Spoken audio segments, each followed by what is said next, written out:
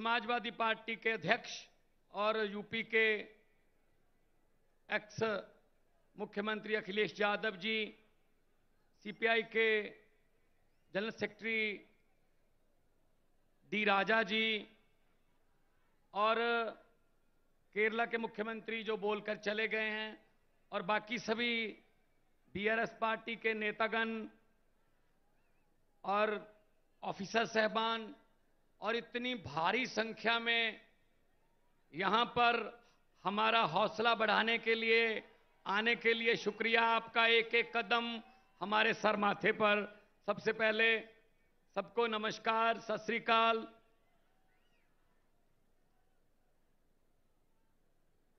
आज एक बड़ा अच्छा प्रोग्राम देखा जिसमें लोगों की आंखों का चेकअप होता है। बहुत बड़े लेवल पर चश्मे बांटे जा रहे हैं और बहुत ही प्रभावशाली प्रोग्राम था जो देखने को मिला। बहुत कुछ सीखने को भी मिला। लेकिन मैं तेलंगाना के मुख्यमंत्री जी को कहूंगा कि अगर इतनी भीड़ हो तो इसके लिए भी कुछ स्पेशल चश्मे बनाएं ताकि देख सकें हम भी। वो दूर तक नजर जाती है तो लोग ही लोग नजर आ रहे हैं। ये आपका प्यार है। आपने घर से पहला कदम जब इस रैली की तरफ, इस फंक्शन की तरफ बढ़ाया, वो पहला कदम बदलाव का कदम था। आपका यहां पे आना इस बात का सबूत है कि आप देश को प्यार करते हैं। आपको चिंता है कि देश कहां जा रहा है।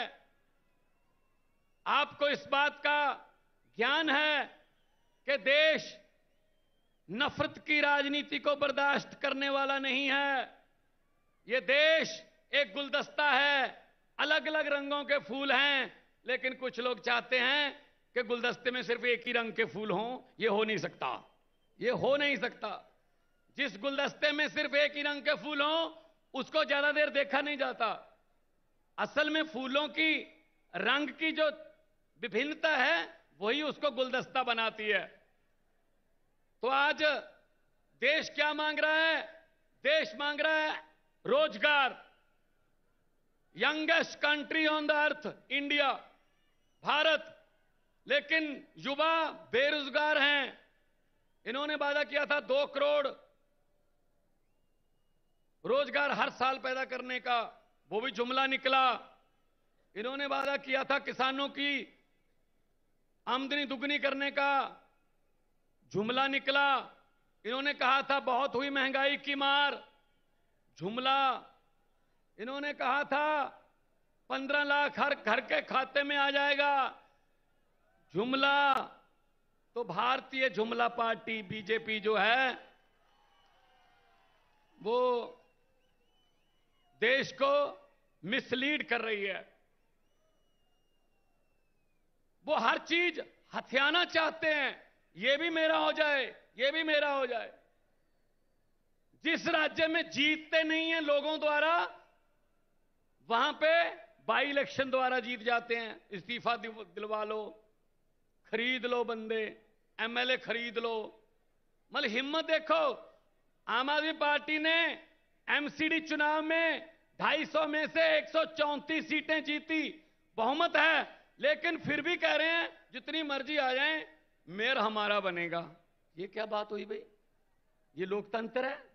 ये तो लूट तंत्र है। ये लूट तंत्र है। लेकिन इनको ये नहीं पता, इनको ये नहीं पता कि वक्त बहुत बड़ी चीज होता है। वक्त राजाओं से भीख मंगवा देता है वक्त, और भिखारियों के सर पे ताज टिका देता है वक्त। वक्त बहुत बड़ी चीज होता है। और ये पब्लिक है, सब जानती है। लोग जब चाहें आदमी अर्श पर, और ऊपर जाके ये बीजेपी वालों की तरह अहंकार करे तो लोग कहते हैं आजा बेटा फर्श पर। बहुत बड़े बड़े उतारे हैं भाई साहब, बहुत बड़े बड़े। हुकूमत वो करते हैं जिनका दिलों पर राज होता है। हुकूमत वो करते हैं जिनका दिलों पर राज होता है। यूं कहने को तो मुर्गे के सर पे भी ताज होता है। तो हुकूमत लोग जिसको दिल में जगह देते हैं उसकी होती है। ये छीनी नहीं जा सकती, ये खरीदी नहीं जा सकती। लोगों का प्यार खरीदा नहीं जा सकता। लोगों के प्यार की किसी करेंसी में कोई कीमत नहीं है। अभी जब से मैंने होश संभाला है, हर 15 अगस्त को लाल किला से तत्कालीन प्रधानमंत्री भाषण देते हैं। मैं भी सुनता था। आज तक वही भाषण, अफसरों का लिखा लिखाया, रटा रटाया भाषण, लाल किला के सामने से बेरोजगारी पर चिंता व्यक्त, महंगाई पर थोड़ी ज्यादा चिंता व्यक्त, आतंकवाद पर सबसे ज्यादा चिंता व्यक्त, और 15 अगस्त खत्म। मैं उनको कहना चाहता हूं, मेरे देश के वारिसों, अगर देश की 130 करोड़ जनता की किस्मत नहीं बदल सकते, कम से कम भाषण तो बदल लो। अब तो लाल किले के कबूतरों को भी भाषण याद हो गए होंगे। कुछ तो नया कर दो। नहीं करते, अपने आप बारी आ जाती है। लोगों के पास कोई रास्ता ही नहीं था। पंजाब में ऐसी चल रहा था, 5-5 साल की बारियां चल रही थी। लेकिन तीसरा बदलाव आया आम आदमी पार्टी के रूप में। 117 में से 92 सीटें पंजाब में आई। पहली बार 92 सीटें आई किसी पार्टी की। और बड़े बड़े जो अपने आप को कहते थे हमें कोई हरा ही नहीं सकता, पूरे का पूरा खानदान हरा दिया उनका। भाई साहब, ये पब्लिक है। और इनका क्या काम है? इनका काम है लूटना। सब कुछ बेच दिया। जहाज बेच दिए, एयरपोर्ट बेच दिए, नदियां बेच दी, LIC बेच दी, रेलवे बेच दी। सिर्फ मीडिया खरीदा बस, बाकी सब कुछ बेचा है। तो इसलिए मैं कहना चाहता हूं कि ये सिर्फ अपनों के बारे में सोचते हैं, अपने दोस्तों के बारे में सोचते हैं। जनता का कोई फिक्र नहीं है इनको। अगर किसी नदिया के घाट पर ये बीजेपी वाले बस जाते, अगर किसी नदिया के घाट पर ये बीजेपी वाले बस जाते, तो लोगों के प्यासे होंठ 2 बूंद पानी के लिए भी तरस जाते। गनीमत है, शुक्र है कि मौसम पर हुकूमत चल नहीं सकती, वरना सारे के सारे बादल भी इनके खेतों में ही बरस जाते। सब कुछ अपने लिए। ये राज्य भी दे दो। ये राज्यपालों से तंग। राज्यपालों को कहते हैं काम नहीं करने देना, स्कूल नहीं खोलने देने केजरीवाल को।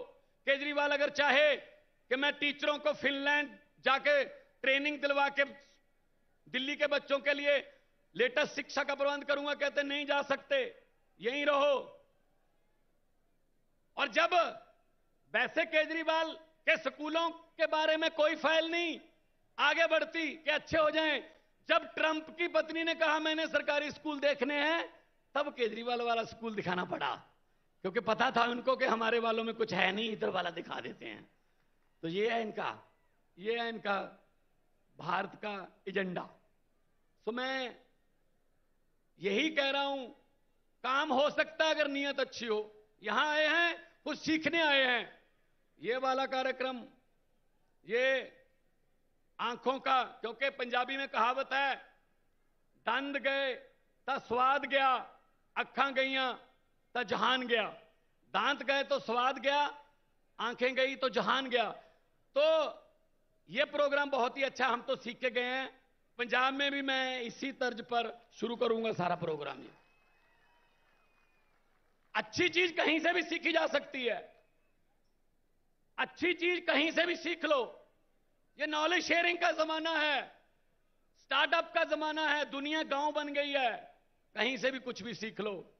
तो मैं तो आज आपको ये कहने के लिए आया हूं और बधाई भी देने आया हूं आपके मुख्यमंत्री जी को, जिन्होंने संघर्ष किया और तेलंगाना के लिए संघर्ष किया, और तेलंगाना देश में चमक रहा है। और देश, क्योंकि देश जो है वो रंग बिरंगे फूलों का देश है। मैंने पार्लियामेंट में बोला था, ये कह रहे थे, डिबेट चल रही थी, 2-2 घंटे के भाषण दे रहे थे ये बीजेपी वाले, इस समाज को ये, इस समाज को ये बरादरी, ये समाज। मैंने कहा जी मुझे टाइम दे दीजिए। कहते टाइम है नहीं। मैंने कहा जी 30 सेकंड दे दीजिए स्पीकर साहब। कहते 30 सेकंड में क्या बोलोगे? मैंने 30 सेकंड में बोला। 30 सेकंड में मैंने कहा कि लंबे सफर को मीलों में मत बांटिए, लंबे सफर को मीलों में मत बांटिए, कौम को कबीलों में मत बांटिए। एक बहता दरिया है मेरा भारत देश, इसको नदियों और झीलों में मत बांटिए। सब कुछ आ गया इतने में। यहां ना पहुंचे रवि, वहां पहुंचे कवि। तो पंजाब में 100 मोहल्ला क्लिनिक 15 अगस्त को बना दिया था, 26 जनवरी तक 400 और 500 मोहल्ला क्लिनिक बन गए। स्कूलों का कायापलट कर रहे हैं, एजुकेशन की तरफ ध्यान दे रहे हैं। करप्शन हमने लगभग बंद कर दी, और पकड़ पकड़ के इनके कांग्रेस के जो करप्ट नेता थे वो जेल में हैं। और कांग्रेस के बारे में तो ये मशहूर हो गया अब कि कांग्रेस किसी भी स्टेट में चेंज नहीं है, एक्सचेंज है। वो तो बस किसी की 2-4 एमएलए कम हैं तो कांग्रेस से खरीद लो, बहुमत जरा और तगड़ा करना है तो इधर से खरीद लो। वो तो कांग्रेस को तो अपने ऑफिस पे लिख लेना चाहिए, यहां पर लोगों द्वारा जिताए गए विधायक सस्ते रेटों पर बेचे जाते हैं। ये हालत है उनकी। उनका भी उतना ही कसूर है इस देश की बर्बादी में, जो आजकल चल रही है बर्बादी। तो देश नंबर 1 बनाना है ना। सब कुछ दिया इस देश को भगवान ने, हर किस्म का मौसम दिया, पहाड़ दिए, नदियां दी, कोयला दिया, मारूथल, पानी, समंदर, क्या, और इतने मेहनती लोग 130 करोड़। बस एक चीज नहीं दी, सच्ची नीयत वाले नेता बहुत कम दिए हैं। सच्ची नीयत वाली सरकार आ गई देश में, यही देश नंबर 1 बनेगा, यही देश नंबर 1 बनेगा। और मैं आखिर में 2 नारे लगवाऊंगा। शहीद आजम भगत सिंह, राजगुरु सुखदेव जब अंग्रेजों के साथ लड़ रहे थे आजादी के लिए, तब वो नारा लगाते थे, और उस नारे से अंग्रेजों की महलों की खिड़कियां कांप जाती थी। दोनों हाथ ऊपर करके नारा लगाना है, उनकी आत्मा को भी सुकून मिलेगा। चलो हैं अभी खमम में लोग जिन्होंने हमारा इनकलाब का नारा दिया, बुझने नहीं दिया। इस दिए में चाहे हमें तेल की जगह अपना खून डालना पड़े, लेकिन इनकलाब का दिया बुझने नहीं देना। दोनों हाथ ऊपर उठाकर इनकलाब, इनकलाब। लोगों को अक्सर कहते सुना है, जिंदा रहे तो फिर मिलेंगे। लोगों को अक्सर कहते सुना है, जिंदा रहे तो फिर मिलेंगे, लेकिन इस पंजाबी दिल ने कहा है, मिलते रहे तो जिंदा रहेंगे। बहुत बहुत धन्यवाद, बहुत बहुत मुबारकबाद आपको, बहुत बहुत शुक्रिया। ఇన్కిలాబ్ గురించి అద్భుతంగా, ఎందుకంటే భగత్ సింగ్ గారి గడ్డ నుంచి వచ్చారు కాబట్టి ఆ పౌరుషాన్ని మనకు చూపించారు భగవంత్ సింగ్ మాన్ గారు, వారికి ధన్యవాదాలు. ఇప్పుడు అనునిత్యం బీజేపీ రాక్షస పాలనతోని సంఘర్షించే వ్యక్తి అనునిత్యం చాలా ఇబ్బందులకు గురవుతూ కూడా తన గరిమను ఢిల్లీ ప్రజల